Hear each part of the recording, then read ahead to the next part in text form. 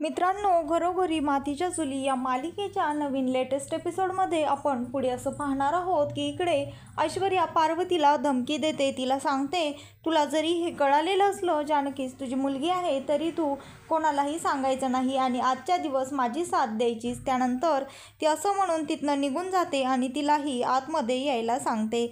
आणि इकडे आतमध्ये सर्व बायका जमलेल्या असतात खेळ खेळण्यासाठी आणि तिथे सारंग आणि ऋषिकेशही बसलेले असतात. सारंग त्या सर्व बायकांची पूजा करताना व्हिडिओ करत असतो. त्यानंतर ऐश्वर्या येते. अवंतिकाची पूजा करून झाल्यानंतर ऐश्वर्या ही पूजा करते आणि लगेचच पार्वतीही दारामध्ये येऊन उभी राहते आणि ती दारातूनच जानकीला दुरून बघत असते आणि तिच्या डोळ्यात जानकीला बघताना पाणी आलेलं असतं. आणि हे सर्व ऐश्वर्या पूजा करताना तिचं सर्व लक्ष पार्वतीकडेच असतं. तिला मनामध्ये अशी भीती असते की आता पार्वती सर्व जानकीला खरं सांगते की काय. आणि इकडे पार्वती त्यानंतर आतमध्ये येऊन बसते आणि जानकी तिथे पूजा करण्यासाठी येते. त्यानंतर जानकी पूजा करत असताना पार्वती तिच्याकडे अगदी प्रेमाने बघत असते. तिच्या डोळ्यात पाणी असतं. तिला आठवत असतं ओवी म्हणालेली असती की माझी आई मधुभाऊंच्या अनाथ आश्रमामध्ये वाढली आहे.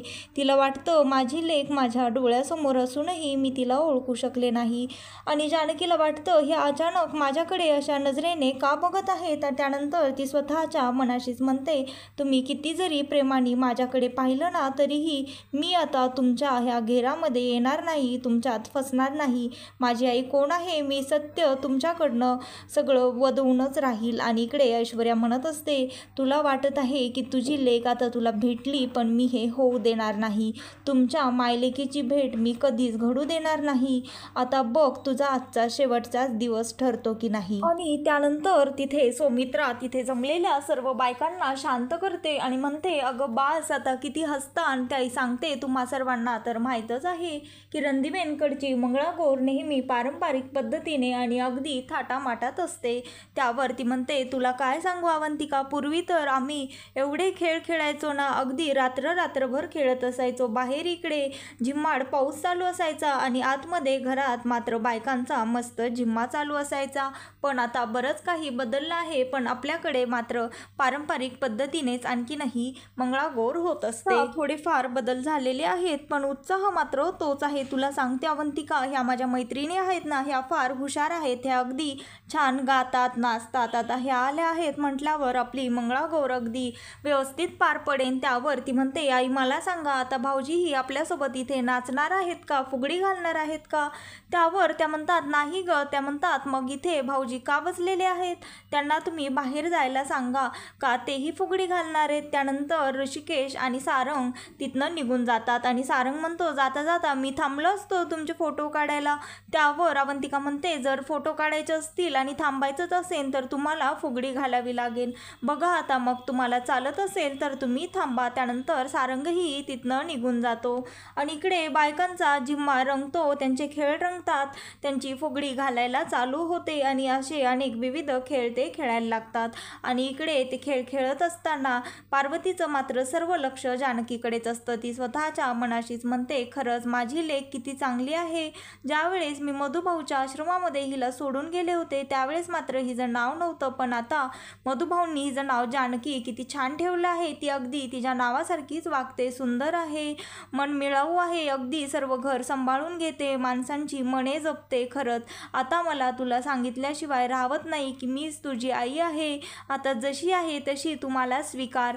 त्यानंतर इकडे ऐश्वर्याचं लक्ष मात्र पार्वतीकडे असतं. तिला भीती असते आता ही सांगते की काय. त्यानंतर ती पार्वतीजवळ येते आणि तिला म्हणते, तू जर मनात असा विचार करत असशील की जानकीला सांगणार आहेस तू सर्व, तर असा विचार तुझ्या मनातून काढून टाक. त्यानंतर जर तू असं केलंस तर तुझं मात्र काही खरं नाही. त्यानंतर ती पार्वतीला तिथनं उठवते आणि एक्झॅक्ट त्या झुंबरच्या खाली आणून बसवते तिथल्या सोफ्यावर. त्यानंतर इकडे जानकी ही खेळ खेळत असताना तिचं लक्ष पार्वतीकडे जातं आणि तिला वाटतं हे अचानक माझ्याकडे अशा प्रेमळ नजरेने का बघत आहेत. त्यानंतर ती म्हणते, तुम्ही कितीही प्रेमळ नजरेने माझ्याकडे बघा, पण माझी आई कोण आहे हे तुमच्या तोंडातून मी सत्य वदवूनच घेईल. आणि इकडे पार्वती म्हणते, तू माझी लेक माझ्या डोळ्यासमोर असूनही मी तुला मिठी मारू शकत नाही, तुझ्या तोंडावरनं हात फिरवू शकत नाही, तुझे लाड करू शकत नाही. मी जगातली अशी पहिलीच आई असेन. पण काही हरकत नाही, आता मी थोड्याच वेळात तुला सर्व खरं काय ते सांगून टाकणार आहे. आणि इकडे ऐश्वर्या त्यानंतर ते सर्वजणी खेळात रंगलेल्या असताना, त्या खेळ खेळत असताना मोका साधून तिथे त्या दोरीजवळ जाऊन ती दोरी ओढणारच असते. तेवढ्यातच तिला तिथल्या बायका खेळ खेळण्यासाठी सौमित्रासोबत फुगडी घालण्यासाठी बोलवतात आणि सौमित्राला म्हणतात, अगं तुझ्या तर 3 सुना आहेत, आता तू त्यांच्यासोबत फुगडी घाल आणि तुझ्यापासूनच सुरुवात होऊ दे. त्यावर ती म्हणते, नाही, माझ्या 3 सुना नाहीत तर माझ्या 2च सुना आहेत, अवंतिका आणि ऐश्वर्या. ही जानकी तर त्या पार्वतीताईंची सून आहे. त्यानंतर ती ऐश्वर्यासोबत फुगडी घालायला लागते. पण जानकीला हे सौमित्राच्या तोंडातून वाक्य ऐकून फारच वाईट वाटतं. ती साईडला कोण्यात जाऊन रडायला लागते. त्यानंतर सौमित्रा अवंतिकासोबत फुगडी घालते आणि ऐश्वर्या तिला म्हणते, अगं जानकी वहिनी, तूही तुझ्या सासूसोबत फुगडी घाल ना, असं म्हणून तिला पार्वतीच्या समोर लोटून देते. त्यानंतर ती पार्वतीजवळ जाते आणि पार्वती आणि जानकी फुगडी घालायला लागतात. आणि त्या दोघी फुगडी घालत असताना पार्वतीच्या मनामध्ये मात्र एकच विचार असतो. ती म्हणते, खरंच तू किती प्रेमळ आहेस, तू माझी सेवा केलीस नकळतपणे आणि मी मात्र तुझा संसार मोडायला निघाले. खरंच मी या जगातली पहिलीच अशी आई असेन जी स्वतःच्याच मुलीचा संसार मोडते, घर मोडते. त्यानंतर ती पार्वती तिच्याकडे प्रेमाने बघतच असते आणि जानकीला वाटतं नेमकं अचानक हिला काय झालं असेल. ती ह्या सर्व गोष्टींचा मनात विचार करतच असते.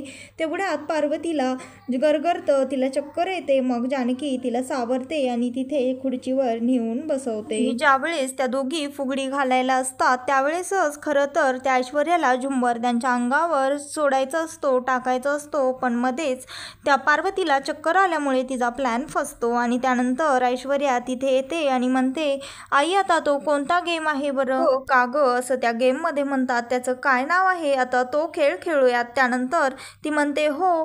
तर ती म्हणते, पण आता आमच्यासोबत नाही, तुम्ही हा गेम जानकीसोबत खेळा. काय झालं आई, ती जरी तुमची सून नसली तरी आज आपल्या घरी मंगळागौर आहे.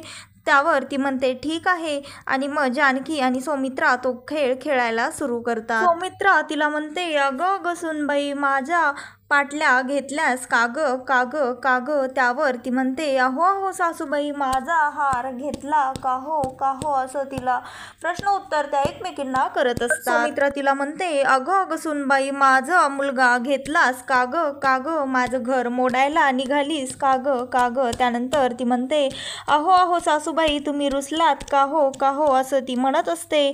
तर मग तिचं सौमित्राचं हे बोलणं ऐकून तिच्या डोळ्यात पाणी येतं आणि ती तो खेळ सोडून एका साईडला जाऊन उभा राहते.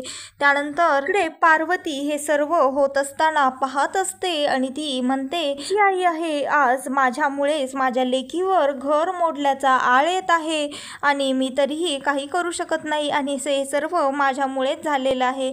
पण आता मी तुला कोणत्या तोंडाने सांगू, मला माफ कर जानकी. त्यानंतर ऐश्वर्या तो गेम झाल्यानंतर तिथे येते सौमित्राजवळ आणि म्हणते, आई आता तो दुसरा गेम खेळूयात. बरोबर नाव आहे त्या खेळाचं, खुंटन मिरची जाशील कैसी. आता आपण तो गेम खेळूयात. त्यानंतर सौमित्रा म्हणते, हो चालेल, चला ग, तुम्ही सगळ्याजणी रिंगण करा. त्यानंतर त्या सर्वजणी रिंगण करतात आणि ऐश्वर्या म्हणते, पण आता रिंगणात कोण उभं राहील आई?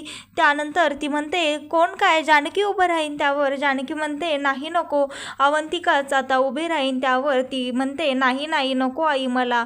त्यावर सौमित्रा तिला आत बळजबरीने उभं करते आणि त्यानंतर सर्वजणी रिंगण करतात आणि तिला विचारतात, तिच्या भोवती म्हणतात, खुंटन मिरची जाशील कैसी, असं तिच्या भोवती जोराजोरात म्हणायला लागतात. त्यावर ती म्हणते, मला माझी आई बोलवत आहे, मी जाते. आणि तरीही त्या बायका तिला जाऊ देत नाहीत. त्यावर ती म्हणते, नवरा बोलवतोय, तरीही त्या जाऊ देत नाहीत. त्यावर ती म्हणते, माझी मुलगी बोलवत आहे, ननंदबाई बोलवत आहात, तरीही त्या तिला जाऊ देत नाहीत. आणि हे सर्व त्या बायकांनी तिला घेरात घेतलं आहे हे पाहून त्या पार्वतीच्या डोळ्यात पाणी आलेलं असतं, तिला राहवत नाही. त्यानंतर ती तिथनं उठून ते रिंगण मोडून त्या जानकी जानकीच्या जवळ जाते आणि तिच्या तोंडावरनं हात फिरवते, कारण तिला ते सर्व आठवत असतं. तिच्यावर सौमित्राने घड मोडण्याचा आळ सर्व बायकांसमोर घातलेला असतो, त्यामुळे तिच्या डोळ्यात अश्रू अनावर झालेले असतात आणि तिला स्वतःने जे केलं आहे त्याचा पश्चातापही होत असतो. ती म्हणते, मी नकळतच माझ्या मुलीचं घर मोडलं. आणि ती पार्वती जानकीच्या जवळ आली आहे, तिच्या तोंडावरनं हात फिरवत आहे, तिला जवळ घेत आहे. हे पाहून ती ऐश्वर्या ते झुंबर खाली खेचते आणि त्यानंतर ती पार्वती म्हणत असते, मायलेकीचं रक्ताचं नातं तुटेल का नाळ, असं ती म्हणत असतानाच ती ऐश्वर्या झुंबर त्यांच्या डोक्यात पाडते आणि ते जानकी बघते. त्यानंतर जानकी पार्वतीला वाचवायचा प्रयत्न करते आणि स्वतःच त्या झुंबरच्या खाली येते नकळतपणे. तर मित्रांनो, घरोघरी मातीच्या चुली या मालिकेचे नवीन एपिसोड पाहण्यासाठी आत्ताच चॅनलला सबस्क्राईब नक्की